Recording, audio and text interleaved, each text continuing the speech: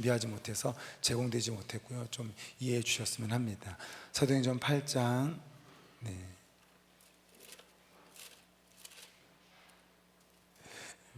우리 다른 구절을 한번 읽어볼게요. 우리 7절, 8절 말씀을 읽도록 하겠습니다.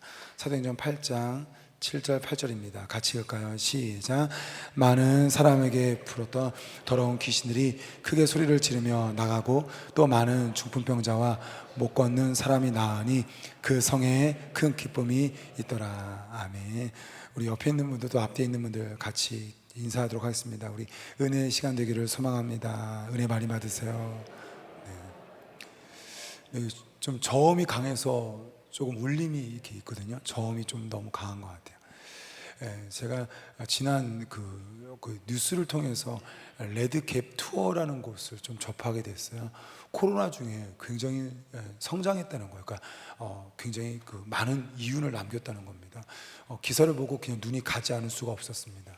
웬만한 여행사가 지금 큰 어려움이 당했고요. 제가 아는 좀 멀리 알고 있는 분인데 여행사에서 근무하는데 구조조정 때문에 그만두게끔 되었습니다. 굉장히 어려움을 당하고 있는데 이 레드캡 투어라는 여행사는요 오히려 굉장히 많은 흑자 이윤을 남겼다라는 거였어요. 우리 경영학에서 이런 말을 합니다. 건강한 기업, 건강한 기업. 어떤 것이 건강한 기업이냐?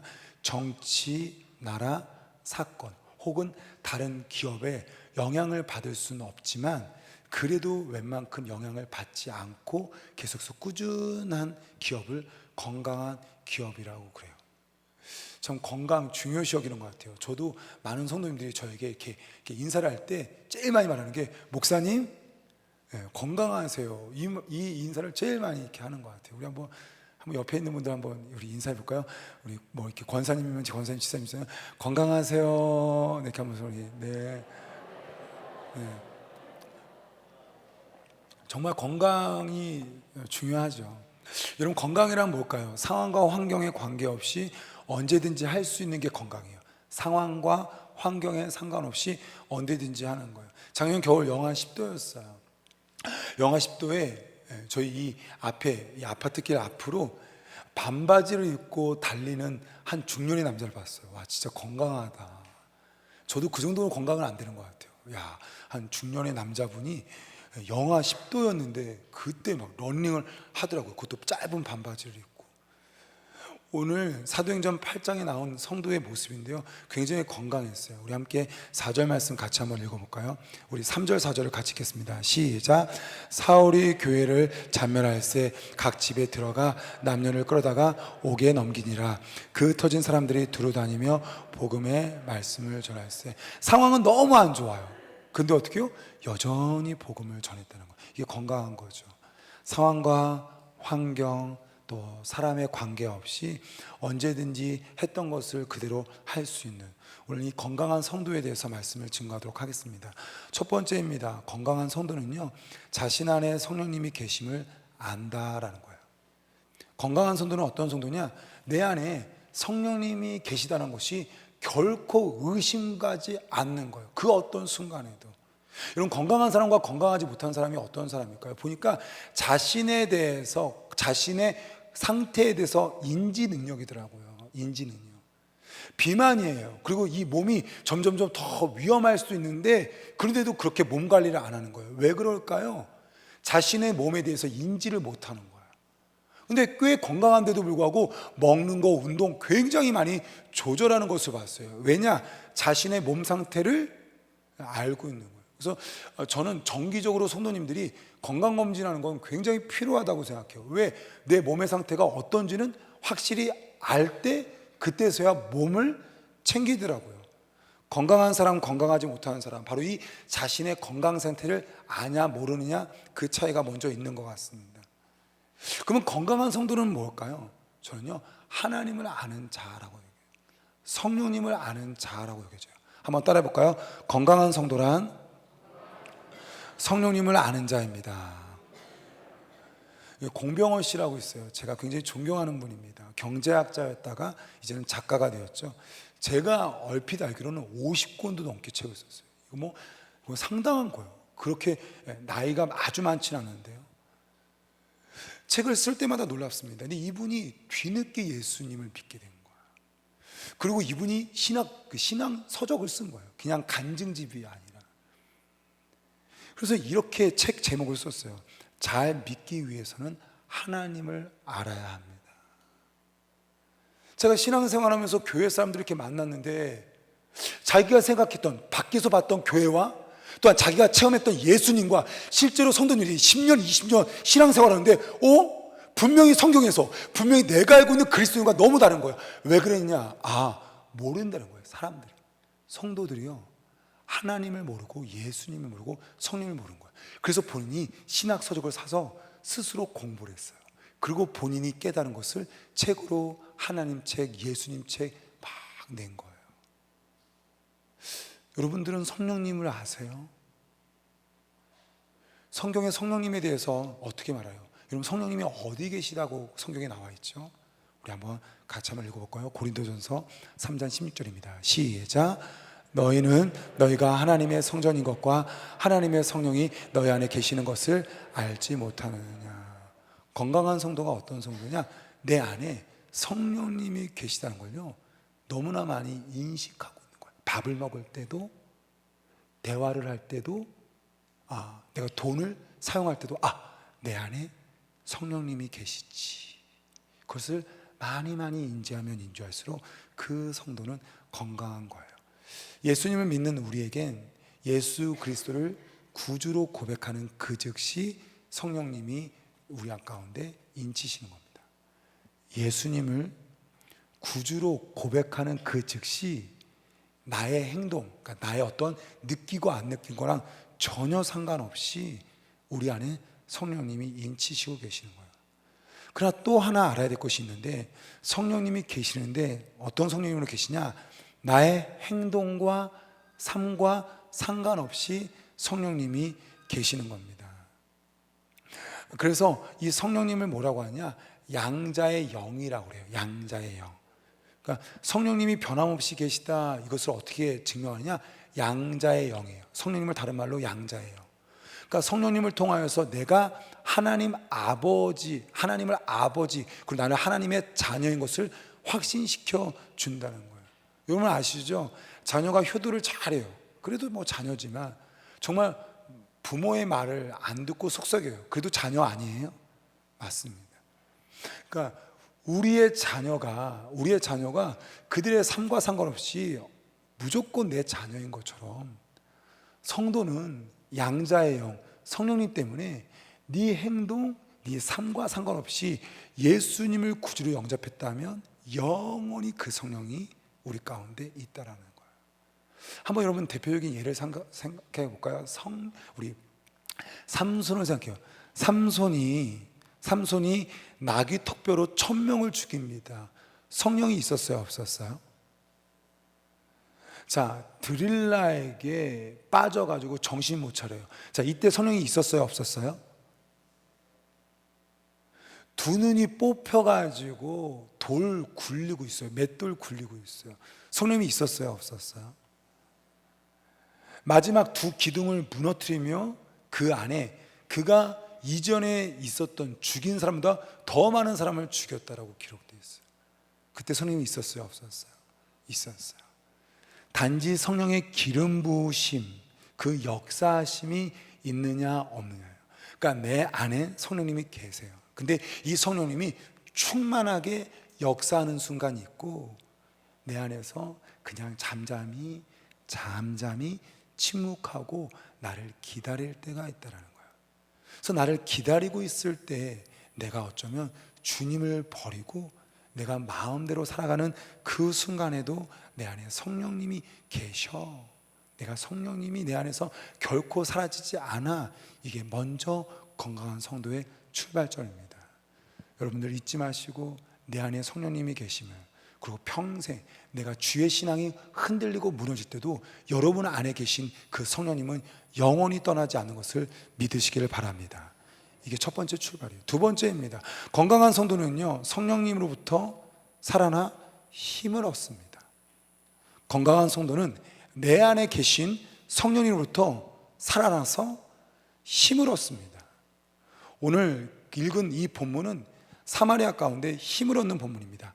함께 6절 7절 같이 한번 읽어볼까요? 시작. 무리가 빌립의 말도 듣고 행하는 표적도 보고 한마음으로 그가 하는 말을 따르더라. 많은 사람에게 붙었던 더러운 귀신들이 크게 소리를 지르며 나가고 또 많은 죽병자와 못 걷는 사람이 나으니 그 성에 큰 기쁨이 있더라. 여러분, 무슨 말이에요? 살아난 거예요. 소망이 없던 자에게 살아난 거예요. 중풍병자가, 또한 더러운 귀신이 나가고 살아난 거예요. 말씀을 몰랐던 사람들이 말씀을 듣고 살아나는 거예요. 성령님은 살려요. 여러분, 살아나면요, 살아나기 전과는 전혀 다릅니다. 마치 우리 이렇게 광고하잖아요. 다이어트 막 사진들. 원래 이랬는데 뭐 이랬어요. 요즘 헬스장 광고도 많죠. 막 이랬는데 이랬어요.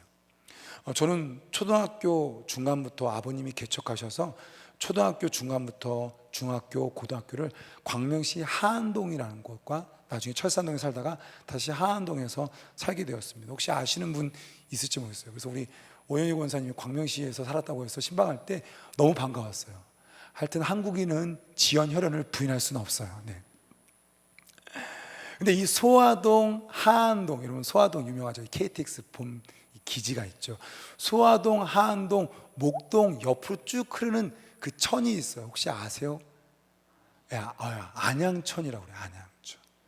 이 안양천을 저희 어렸을 때 뭐라고 불렀냐? 안양똥천이라고 불렀어요. 왜요? 너무 더러웠어요.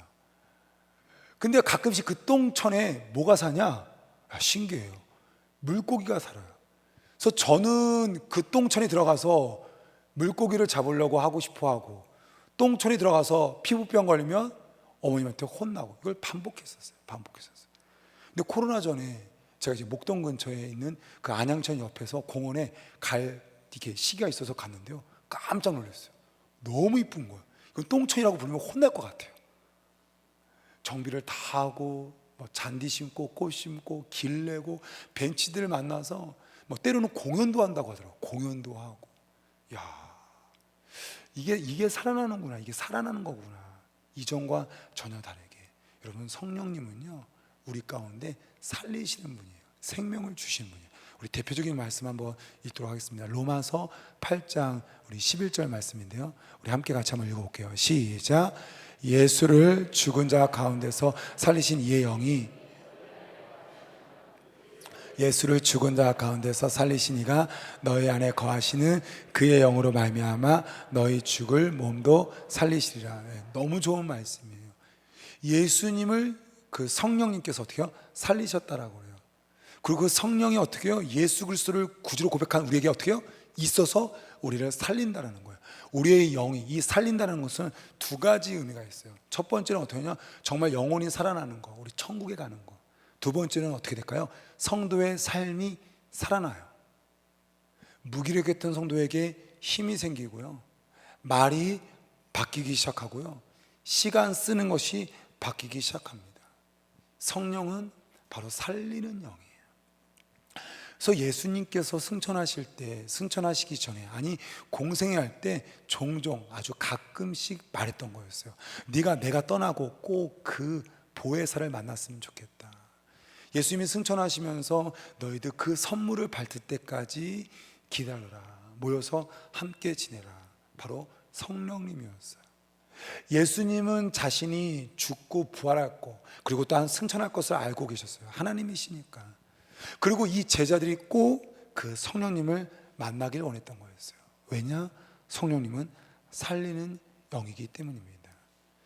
여러분, 생명, 살아남이 있으면 어떤 일이 벌어질까요? 그것은요, 힘이 있게끔 됩니다.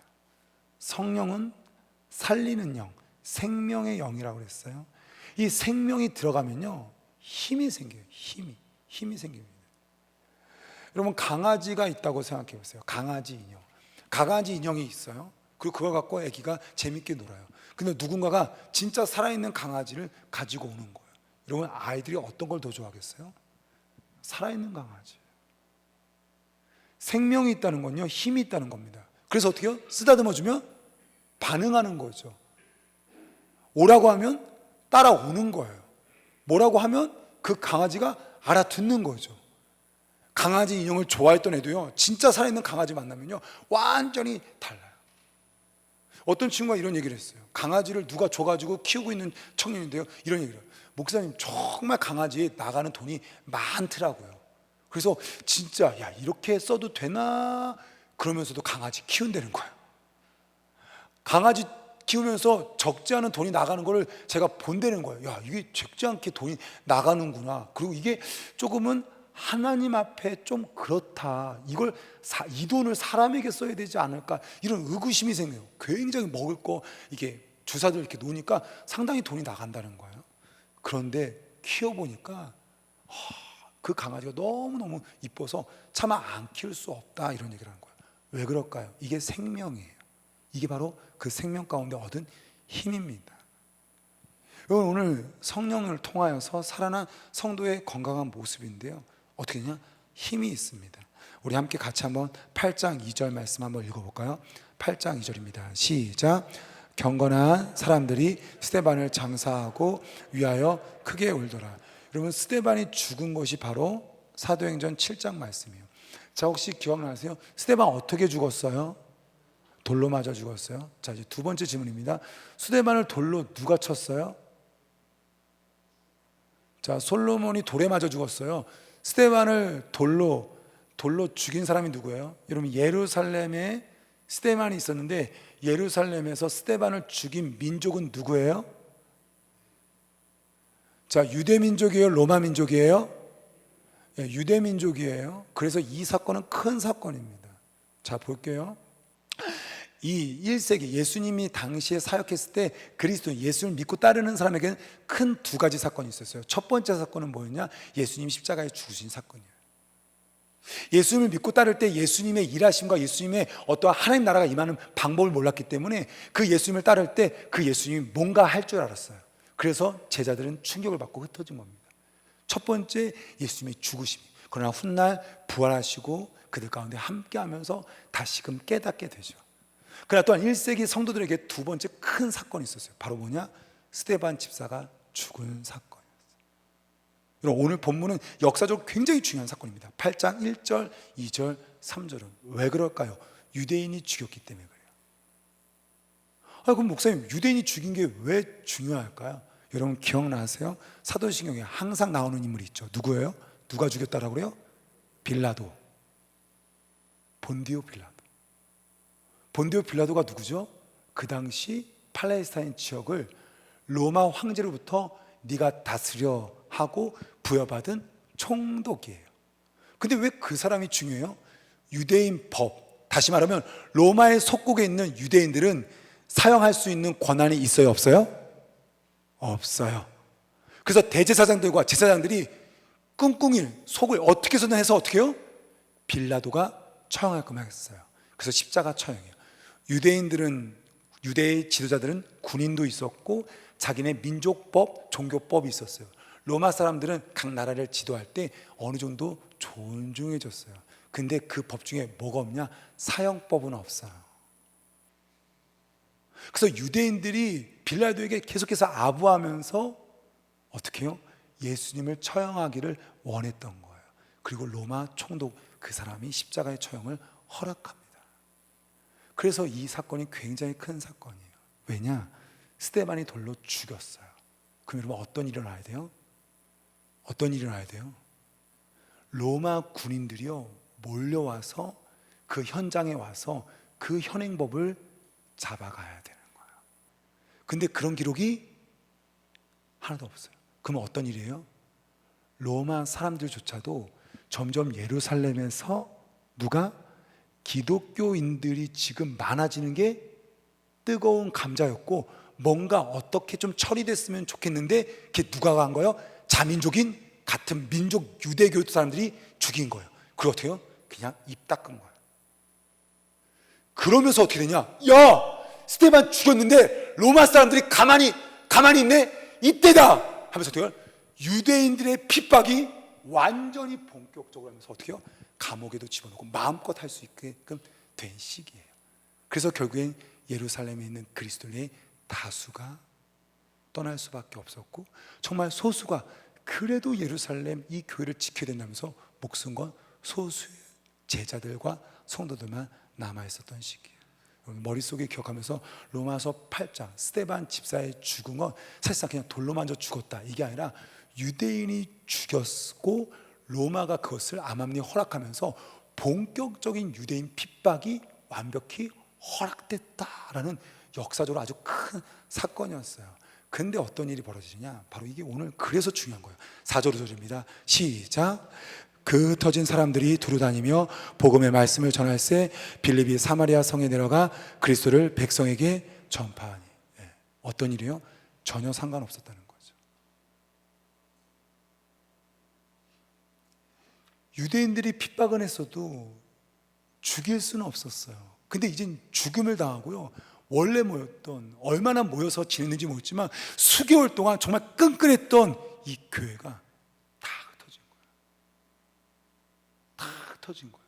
여러분, 우리가 이 정도 흩어짐은 아니지만 코로나로 흩어짐을 경험했죠. 코로나로 성도가 흩어지는 것이 어떤 걸 보이셨죠? 그때 여러분 여전히 힘이 있으셨어요? 여전히 뜨거우셨어요? 여전히 정말 기도가 되셨고 여전히 전도하셨나요? 근데 얼마나 놀라운 일이 있냐? 유대인들이 유대인들이 죽일 수 있는 권한을 갖게 되었고 엄청난 핍박이어서 원래 초대교회가 흩어지게끔 되는데 여전히 흩어진 성도들이요, 변함이 없는 거. 이걸 뭐라고 하냐? 건강하다. 건강하다. 이게 생명의 힘이었습니다.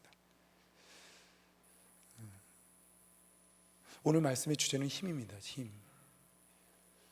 제가 보니까 이 시대에 힘이 필요한 것 같습니다. 한 기사를 읽었습니다. 갓난 아이가 보육원으로 후송됐고 어머니는 정신과 치료를 받는 거였어요. 갓난 아기를 낳은 지 몇 개월밖에 안 됐는데 이 아기를 계속 우는 거죠. 우유를 안 주니까. 그리고 또 쌌는데 기저귀를 안 가려면서 계속 울었는데 너무너무 심각해져서 이제 이 아이와 엄마가 이제 헤어지게 되는 기사를 보았어요. 그 어머니가 인터뷰한 짧은 내용이 있는데 알겠대. 근데 우는데 자기가 하고 싶지 않다라는 거예요. 여러분, 이게 상상이 가요? 어머님들, 내가 낳은 아기가 지금 엉엉 울고 있는데 그 생후 몇 개월밖에 안 된 아기가, 근데 너무 무기력증에 빠져서 도저히 하고 싶은 마음이 안 생긴 거예요. 청년들한테 물어봅니다. 야, 너는 집에 가면 어떻게 좀 부모님과 대화 좀 하니? 아니요, 그러더라고요. 그래서 이런 얘기를 해요. 알겠는데 자꾸 방에 들어가고, 알겠는데 우리 집은 TV만 보고, 알겠는데 자기는 사실상 집에 가서 컴퓨터로 오락만 한다는 거예요. 지난주 목자를 위한 특별 새벽 예배였습니다. 어떠셨는지요? 정말 큰 은혜가 있었던 시간이었던 것 같아요. 이번 주부터는 전도팀을 위해서 기도합니다. 성도님들을 만나면서 이런 대로요. 목사님, 기도해야 되는 거 알겠는데 참 새벽이 힘드네요. 여러분, 기도해야 산다. 성도는 기도 안 하면 죽는다. 이걸 모르는 성도는 거의 없을 거예요. 거의 없을 거예요. 그런데 그게 안 되는 거예요. 분명히 해야 되는 거 아는데 도저히 성전 한번 나와서 1분 앉아 있는 게 이게 왜 이렇게 곤욕인지. 바로 힘입니다. 힘. 내 안에 해야 되는 걸 아는데 성도가, 이 시대 사람들이 힘을 잃어가고 있어요. 힘을 잃어가고 있어요. 그럼 여러분, 오늘 본문이 말하는 게 뭐예요? 힘내라. 너 건강한 사람 되라. 아니요. 우리에게 있는 힘은요 한정적이에요. 냈다가도 우린 쓰러집니다. 우린 무너집니다. 오늘 말하는 거 이거예요. 성령님이 힘이 있다라는 거예요. 성령님은 살리는 분이니까 그 살리는 그 성령으로부터 힘을 받으라는 거예요. 그 성령님은 어떻게 해요? 너희 안에 있으니 그거 믿고 그 성령님께 너 살리는 그 힘을 얻으라는 거예요. 그래서 다시 건강해지라는 겁니다. 여러분, 등불 있습니다. 등불. 여러분, 이 불이 켜지는 원리가 뭐예요? 기름이요. 기름이 없으면 꺼지고 기름이 있으면 켜져요. 아니 뭐 손전등, 배터리라고 할까요? 배터리가 없으면 안 켜지고요, 배터리가 있으면 켜지는 겁니다. 언제든지 어디서든지 무엇을 할 수 있는 이것이 바로 건강이라고 했어요. 성도는 건강해야지. 내가 신앙적으로 건강해야지, 내 몸이 건강해야지 해서 건강한 게 아니에요. 우리는 불싸움하는 존재가 아니에요. 불싸움. 그 불은 언제가 꺼져요. 중요한 건 뭐예요? 기름이에요. 기름. 기름만 있으면 불은 표면적으로 나타나는 거예요. 그래서 참 놀라워요. 성령의 임재하심, 뜨거운 임재하심과 일하심, 역사하심을 비유로 표현하죠. 뭐죠? 성령의 기름 부으심. 성령의 역사하심과 일하심, 성령의 어떠한 강력한 그 무엇을 일할 때 놀랍게 성경은요, 성령의 기름 부으심이라고 했어요. 마치 내가 등불이 있는데 드럼통 등불이 있는 거죠. 그거 어떻게 해요? 이 불은요, 아무래도요 안 꺼져요. 안 꺼져요. 성령님은 살리십니다. 그래서 우리에게 힘을 주세요. 그래서 그 성령님의 힘으로 말미암아 우리가 살아가는 거죠. 오늘 사도행전 8장은 바로 그 사건을 말하고 있어요. 핍박받는데 흩어진 성도들이 사마리아 땅으로 갔고, 사마리아 땅에서 아이고 우리 어떻게 저 유대민족 정말 저 잔인한 민족 좀 봐, 이렇게 하소연하는 게 아니라 그 사마리아 사람에게 가서 여전히 복음을 전하는, 그들에게 기름 부으신 성령님의 공급하심이 끊이지 않았을 때 지속된 모습을 보여주고 있습니다. 이제 마지막 말씀, 결론 세 번째 대지입니다. 그러면 살리는 힘을 어떻게 공급받을까요? 성령의 기름 부으심의 출발은 언제일까요? 우리가 힘을 내는 존재가 아니라 힘을 받는 존재라고 했는데 어떻게 힘을 받을까요? 그래서 어떻게 건강할까요? 그것은 부족함의 고백에서 출발합니다. 내 안에 내 삶이 부족할 때 성령의 기름 부으심의 역사가 일어나요. 오늘 사마리아 이 본문에요, 사건은요 하나밖에 기록되어 있지 않아요. 혹시 여러분 아세요? 이 9절만 한번 읽어볼까요? 시작. 그 성에 시몬이라는 사람이 전부터 있어 마술을 행하여 사마리아 백성을 놀라게 하며 자칭 큰 자라 하니. 여러분, 사마리아의 복음을 전한 사건에는요 요거 외에는 하나도 없어요. 그리고 나서 뒤에 에디오피아 내시를 만났는데 그거는 광야에서 만난 거예요. 그러면 여러분, 이 사마리아에서 얼마나 많은, 아까 말했지만 중풍병자 낫고 귀신들이 나갔습니다. 수많은 사람들이 예수님을 영접했어요. 그러면은 사도행전에 누가가 얼마나 쓸 말이 많겠어요. 근데 다 빼고요 딱 한 사람 썼어요. 누구요? 시몬. 그러면 여러분, 이 시몬, 마술사 시몬, 큰 자나 작은 자나 그를 따랐던 이 영향력 있는 이 사람에 대해서 분명히 주목할 필요가 있겠죠. 마술을 했대요. 그리고 아마 돈도 많았나 봐요. 그래서 어떠냐, 사람들이 많이 따랐어요. 지금은 다 분리되어 있습니다. 정치인, 경제인, 좀 이렇게 여러 권위자들. 근데요, 고대로 가면 갈수록요 다 이렇게 합쳐집니다. 그러니까 제사를 드리고 이렇게 마술하는 사람이 그 총책임자고, 그 총책임자가 돈도 많고, 고대로 올라갈수록 거의 통합됩니다. 그 당시 그 지역에서 시몬의 사람이요 굉장히 유력한 사람이었어요. 마술이라는 특별한 어떤 능력을 가지고 사람들이 그에게 따랐던 거죠. 근데 그가 어떤 일이 벌어지느냐, 함께 같이 한번 13절 말씀 같이 읽겠습니다. 시작. 시몬도 믿고 세례를 받은 후 전심으로 빌립을 따라다니며 그 나타나는 표적과 큰 능력을 보고 놀라니라. 이 얘기를 하는 거예요. 사마리아 성에서 주수히 많은 사람이 있었는데 시몬도 믿었어. 그리고 그 시몬을 설명해 주는 거예요. 그 다음에 이제 시몬의 두 번째 사건이 펼쳐져요. 그게 바로 14절부터 24절의 내용입니다. 사마리아에 복음이 증거됐다라는 걸 듣고 예루살렘에 있는 제자들이 이거 맞아? 하면서 베드로와 요한이 한번 점검하러 가는 거예요. 이게 진짜 맞나? 근데 정말 예수님을 믿고 있었던 거예요. 그러면서 그 다수다가 성령의 기름 부으시, 성령의 세례를 줍니다. 함께 17절 말씀 볼게요. 시작. 이에 두 사도가 그들에게 안수함에 성령을 받는지라 하면서 사마리아에 예수님을 영접한 것을 인정하는 거예요. 근데 이것을 시몬이 본 거예요. 그러면서 이렇게 합니다. 함께 18절 19절 읽어볼까요? 시작. 시몬이 사도들의 안수로 성령을 받는 것을 보고 돈을 들여 이르되 이 권능을 내게 주어 누구든지 내가 안수하는 사람은 성령을 받게 하여 주옵소서. 나도 그 능력 좀 주세요. 성령 부은 영역 좀. 그래서 내 돈 줄게요 라고 한 거예요. 베드로가 화가 나가지고 어떻게 하죠? 저주를 하죠.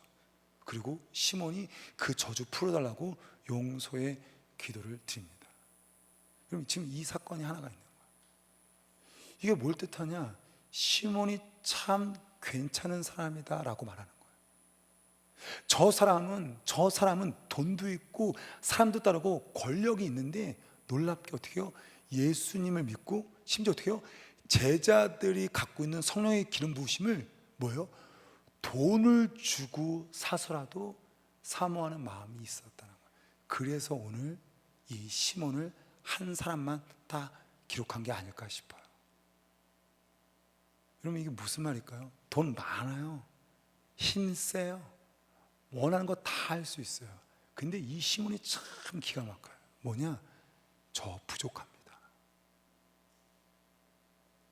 지금 나의 삶에 돈으로도 안 되고 힘으로도 안 되고 아무리 많은 사람이 쫓아내도 지금 내 안에 너무나 부족합니다.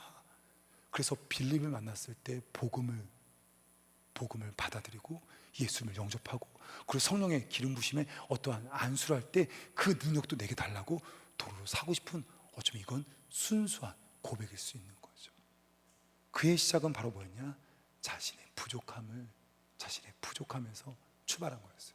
넉넉한 사람, 무기력에 좀 빠진 성도가 있었습니다. 예배를 드려도 또 감흥이 좀 그냥 사는 거지 하면서 신앙에 좀 큰 권태기가 왔어요. 교회에서 성경 쓰기 사역을 했잖아요. 그래서 성경 쓰기 사역해서 뭐 하니까 하면서 몇 장 작정하고 성경 쓰기 사역을 성경을 쓴 거죠. 근데 놀라운 일이 벌어진 거예요. 성경을 쓰다가 성령의 기름 부으심을 체험한 거예요. 갑자기 성경 한 구절 한 구절이 확 마치 매지가이처럼 이렇게 입체적으로 뜨면서 자기 마음 가운데 기존에 들었던 말씀 찬양이 막 쏟아지면서 펑펑펑 울었더라고요. 근데 그러면서 어떠냐? 뭔가 하고 싶은 마음, 청소도 하고 남편이 들어왔을 때 막 밝게 인사하면서 자기 안에 그 성경 쓰고 펑펑 울면서 하나님의 사랑을 막 가득 한 시간 받고 나서 바뀐 그 성도님이 고백을 하더라고요. 부족하고요, 연약했어요.